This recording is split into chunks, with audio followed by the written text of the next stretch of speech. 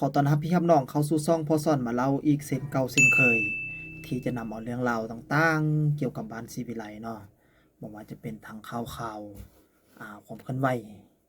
ของบรรดาเหล่าศิลปินบ้านศรีวิไลโดยเฉพาะกับแม่น้องธิดาลาวศรีวิไลเนาะแล้วก็ซึ่งว่า2-3มื้อหลังมาเนาะน้องธิดาลาวเพิ่นได้เดินทางไปเฮ็ดกิจกรรมอยู่ที่โรงเรียนตัวเนาะพี่น้องเนาะซึ่งในกิจกรรมอยู่ในโรงเรียนของตำบลบ้านเกิ้งเนาะอำเภอเมืองจังหวัดสระคามบ่อนที่น้องได้อยู่อาศัยมานั่นแหละเนาะซึ่งพ่อครูเองเพิ่นก็ได้นำพาน้องธิดาลาวไปเฮ็ดกิจกรรมอยู่ในโรงเรียนแล้วก็มีการแจกขนมเนาะแล้วก็มีกิจกรรมตามประสาเด็กๆนั่นล่ะเนาะเนื่องในโอกาสวันเด็กที่ผ่านมาว่าซั่นซะไป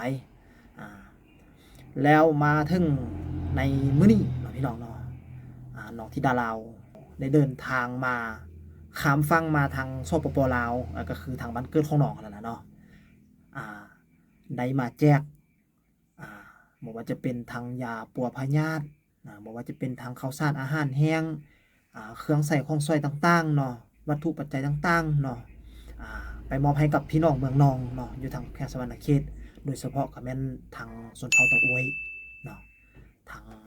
โยนอยู่พุ่นล่ะพี่น้องอยู่เขตห่างไกลซอกลีกพุ่นล่ะซึ่ง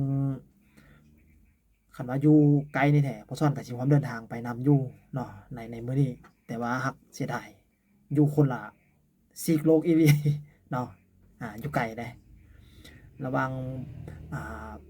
บ่อนพ่อซ่อนอยู่กับอยู่บ้านน้องธิดาลาวไกลกันหลายเนาะประมาณ500-600กิโลพุ่นล่ะแต่ว่าระยะเส้นทางอยู่บ้านเฮามันจะมีทางคดทางโค้งแล้วก็เป็นปัญหาที่ต้องเดินใช้เวลาเดินทางไปเป็นมื้อๆพุ่นล่ะพี่น้องจังสิฮอดเนาะพอเรามาเข้าเรื่องเข้าราวกันต่อเนาะสำหรับน้องธิดาลาวมื้อนี้เพิ่นได้เดินทางอ่าไปหาพี่น้องอยู่ทางเมืองนองแขวงสะหวรรณเขต โดยหัวหน้าทีมก็สิมีอาจารย์ภูศรีวิไลเนาะแล้วก็แม่พึ่งเนาะซึ่งเป็นแม่ทัพใหญ่ของบ้านศรีวิไลแล้วก็มีทั้งแม่เจี๊ยบสุดนี้เธอแม่เจี๊ยบได้เดินทางไปร่วมนำเด้อพี่น้องเด้อเนาะซึ่งแม่เจี๊ยบเพิ่นก็หากว่าสิเดินทางไปครั้งแรกบ่ที่ไปบ้านหนองธิดาลาวเนาะตั้งแต่หนองธิดาลาวไปอยู่นำพ่อภูมาเนาะซึ่งในการกลับบ้านในครั้งนี้เนาะก็ถือว่าสุดก้อนก็จะมีทั้งน้องปราดแล้วก็น้องไอเนาะแล้วก็พ่อๆแม่ๆทีมงานของอ่าน้องไอเนาะไปร่วมเดินทางไปนำสุดก่อนๆเนาะที่อ่าน้องธิดาลาวไปโชว์คอนเสิร์ตให้พี่น้องทางเมืองนองเขาเบิ่งในรอบแรกแล้วก็จะมีทั้งหมอลำเคไปพร้อมสุดแล้วนี่แต่ไปสุดนี้เนาะหมอลำเคก็อาจจะติดภารกิจแล้วก็ส่วนทางน้องไอเนาะก็อาจจะติดเรื่องการเรียนบอกเลยว่าอาจจะมีภารกิจเนาะที่ต้องได้ไปเฮ็ดในการร่วมเดินทางในครั้งนี้ก็อาจจะมีทั้งแม่เจี๊ยบและก็แม่พึ่งและก็มีทางอาจารย์ภูศรีวิไลนะครับและก็มีทางน้องธิดาลาวเนาะไปร่วมกิจกรรมในครั้งนี้แต่ซึ่งก็จะไปสมทบกับทางทีมงานยูทูบเบอร์ทางฝั่งลาวเฮานำหั่นล่ะพี่น้องเนาะโดยเฉพาะก็แม่นเบาตุกวิธีลาวเนาะแล้วก็บางทีก็อาจจะมีทางไอผู้ไทยดำก็ข้ามไปนำเนาะแล้วก็อีกหลายๆ2ทางเนาะในครั้งนี้อาจจะไปพบกับหนองแก้วตาหนองวัฒนาถึงจะเป็นสามสาวใบเท่าของธิดาเสยละนองเนาะพี่น้องเนาะในครั้งนี้ถ้าติดตามเบิ่งนำกันพี่น้องตอนนี้เพิ่นกำลังเดินทางไปอยู่เนาะซึ่งเว้าได้ว่าน้องธิดาลาวนี้ก็ถือว่าเป็นศิลปินตัวน้อยผู้หนึ่งที่มักฮักในการร้องเพลงแล้วก็มีความเอื้อเพื่อแผ่เนาะบ่ว่าจะเป็นทางเพื่อนร่วมงานแล้วก็เป็นทางอันนั้นสังเกตเบิ่งหลายๆคลิปที่ผ่านมาน้องธิดาลาวเป็นคนใจใหญ่ใจกว้างเด้อพี่น้องรู้จักแบ่งปันเนาะก่อนสิเดินทางมานี้ก็ถือว่าได้มอบเงินจำนวนหนึ่งให้กับอ่ายายอรุณซึ่งเป็นแม่ของแม่พึ่งเนาะได้ไปใช้เสียค่าน้ำค่าไฟว่าซั่นโอ้ยเห็นคลิปนั้นแล้วก็ถือว่าน้ำตาไหลนำเลยพี่น้องก็ดีใจนำน้องธิดาลาวที่น้องน่ะอายุเพียงแค่นี้ยังคิดได้ปานผู้ใหญ่เลยพี่น้องนี่แหละคือความที่น่าฮักน่าแพงของน้องเนาะพี่ พี่น้องก็ช่วยสนับสนุนน้องต่อๆไปสำหรับพอซ่อนเองก็ซัพพอร์ตเต็มที่เนาะบ่ว่าจะเป็นทางเรื่องการเอาข่าวมาเว้าสู่พี่น้องเขาฟังเด้แล้วก็บ่ว่าจะเป็นเรื่องทางเบี้ยงทางเรื่องเวียกงานทางเบื้องหลังเด้เนาะหลายๆอย่างที่เฮ็ดให้เด็กน้อยผู้นี้เติบโตในวงการเฮาต่อๆไปเนาะพี่น้องเนาะช่วยเชียร์ช่วยสนับสนุนกันเด้อพี่น้องเด้ออย่าฝ่าวเบื่ออย่าฝ่าวนายอย่าฝ่าวทิมอย่าฝ่าวปะเนาะ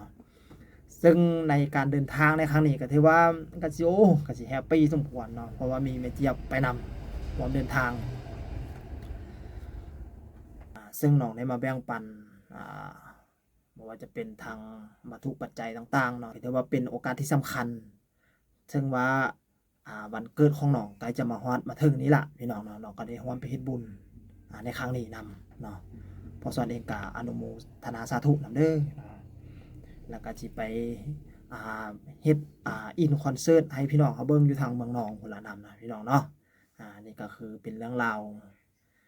เรื่องหนึ่งที่พอสอนได้หยิบยกมาเล่ามาเว้าสู่พี่น้องเขาฟังแล้วก็เบิ่งการเติบโตของน้องไปแต่ละระยะแต่ละมื้อแต่ละเว้นเนาะบางทีพอสอนอาจก็จะเฮ็ดคลิปลงมาช้าแด้เพราะว่าเนื่องจากว่าติดภารกิจหลายๆอย่างที่จะต้องได้เฮ็ดได้ทำนะแต่ว่าคันว่ามีเวลาเนาะขอแต่ให้มีเวลาพอสอนก็สิออกมาเว้ามาว่าสู่พี่น้องเขาฟังแบบนี้ล่ะคือเก่าคือเดิมเนาะก็ซั่นแล้วก็อย่าลืมฝากช่องพอสอนนำเด้อเนาะรายการพอสอนมาเล่าอาจจะเป็นเรื่องราวเล่าเกี่ยวกับหลังบ้านแด้แล้วก็บางเทื่อนี้ก็อาจจะมีทางงานคอนเสิร์ตแด้ที่พอสอนเองพอสามารถมาแบ่งปันสู่พี่น้องเฮาเบิ่งเฮาชมได้เนาะ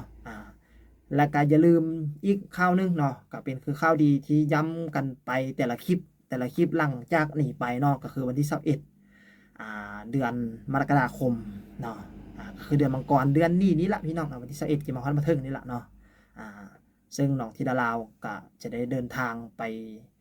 หาพ่อดาวบันดอนอีกครั้งนึงเนาะเพื่อไปร่วมพิธีบวงสรวงอยู่ที่ศาลแม่ฮันนี่ศรีอีสานอยู่ที่ตำบลดงลิงอำเภอกำมะละไสจังหวัดกาฬสินธุ์เนาะพี่น้องเนาะอยู่ที่ศาลแม่ฮันนี่ศรีอีสานเลยเนาะเพื่อไปถวายบทเพลงที่นำมาสืบทอดและก็สืบสานตำนานแม่ฮันนี่เนาะแล้วก็รายละเอียดจังได๋พอสอนก็สิมาลงข่าวให้ฟังอีกบัดนึงเนาะ